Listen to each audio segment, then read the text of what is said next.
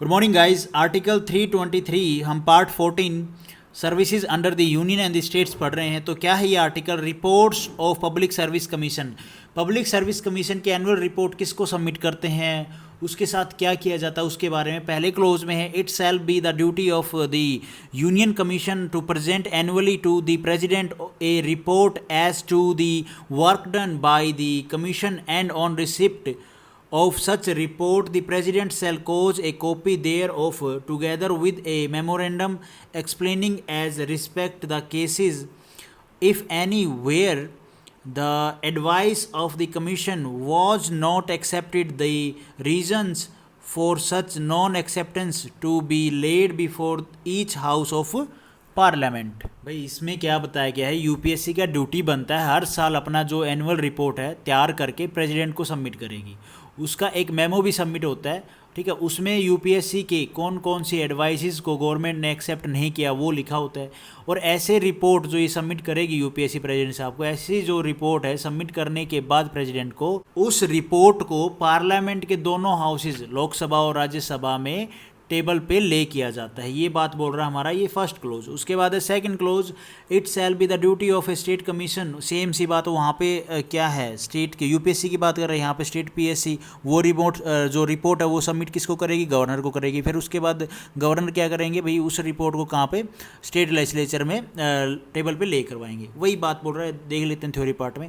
It shall be the duty of a state commission to present annually to the governor, वही बात जो ऊपर वाले में प्रेजिडेंट यहाँ पे governor of the state a report as to the work done by the commission, and it shall be the duty of a joint commission to present annually to the governor of each of the state। यहाँ पे थोड़ा change हो रहा है, मैं बताऊंगा आपको।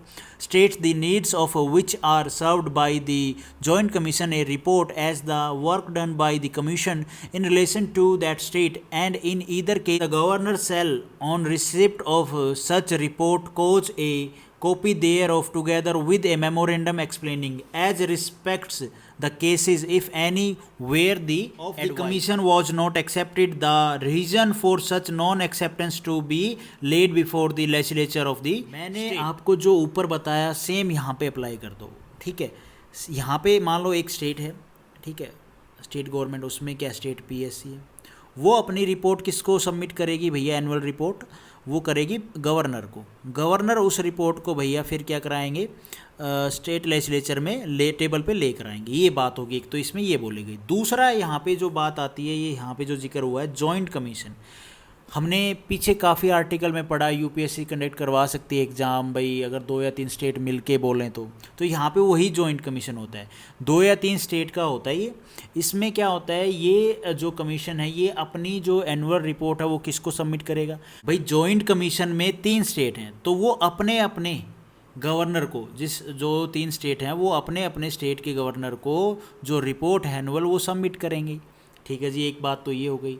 उसके बाद वो जो रिपोर्ट है अपने अपने ही स्टेट में लेजिस्लेचर में वहाँ पे टेबल पे ली की जाएगी।